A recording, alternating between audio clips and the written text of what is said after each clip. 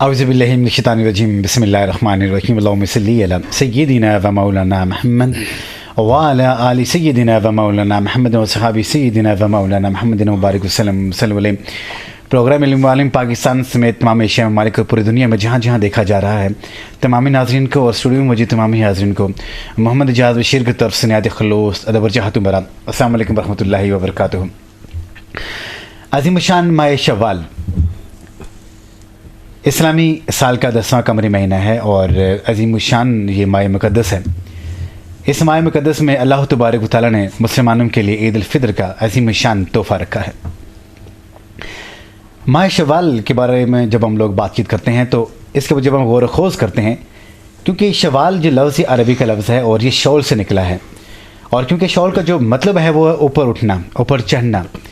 مختلف قسم کی اس کے بارے میں روایات ہیں اور مختلف قسم کے لوگ اس کے بارے میں اپنی اپنی آرائے پیش کرتے ہیں۔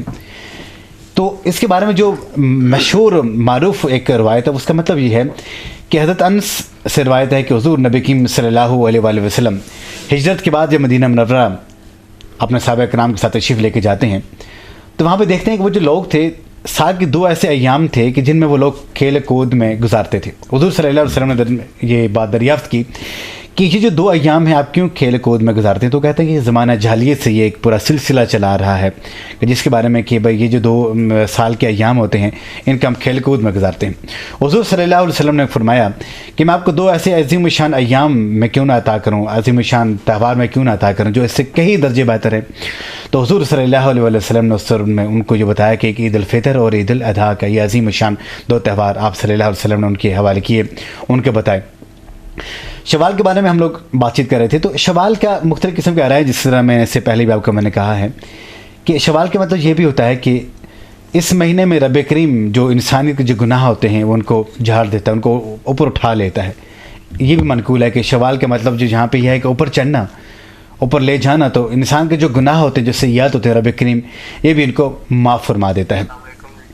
ماہ شوال میں جب ہم اس کے بارے میں بات چیت کرتے ہیں تو ماہ شوال کیونکہ رمضان الکریم کے فوراً بعد ماہ شوال شروع ہو جاتا ہے، اس کے 6 روزے بہت اہمیت کے حامل ہیں۔ حضور نبی کریم صلی اللہ علیہ وسلم، آپ صلی اللہ علیہ وسلم ان روزوں میں